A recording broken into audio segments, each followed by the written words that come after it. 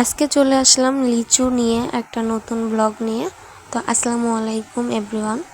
এই যে দেখতে পাচ্ছেন কত সুন্দর লিচু গাছ, কি সুন্দর থোকা থোকা লিচু ধরে আছে। দেখতে যেন অপরূপ সুন্দর একটা দৃশ্য, দেখে কিন্তু অনেকেরই মন ভরে যায়। এটা দেখতেও যেমন সুন্দর, খেতেও কিন্তু অসাধারণ। লিচু ফলটা আমার অনেক প্রিয়। আর এই যে লিচু, এই লিচু বাগানটা আমাদের খালাদের বাসায় আবার ফরিদপুর। তো সেখানে এই লিচু গাছের বাগান, আর অনেক লিচু গাছ হয় প্রতি বছরই এইখানে অনেক লিচু হয়। তো এখন সবাই মিলে লিচু পেড়ে তারপরে এই যে লিচু বাছার জন্য বসে গিয়েছে। আর লিচু বেছে কিন্তু সবগুলো লিচু বাজারে নিয়ে যাবে, আবার অনেকগুলো লিচু বাসায় রাখবে। তো আমার জন্য আমি আমার খালামণিকে বলেছি লিচু পাঠিয়ে দিতে।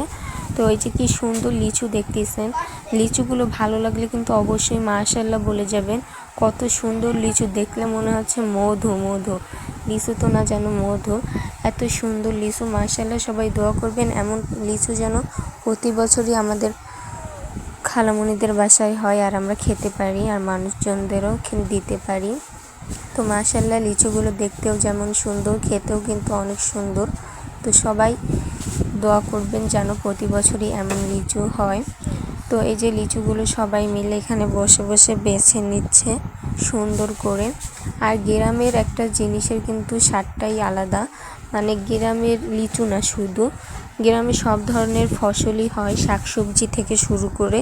তো সবগুলোই হয় টাটকা এবং ফরমালিন মুক্ত, তাই এই গ্রামের পরিবেশটা আমার অনেক ভালো লাগে।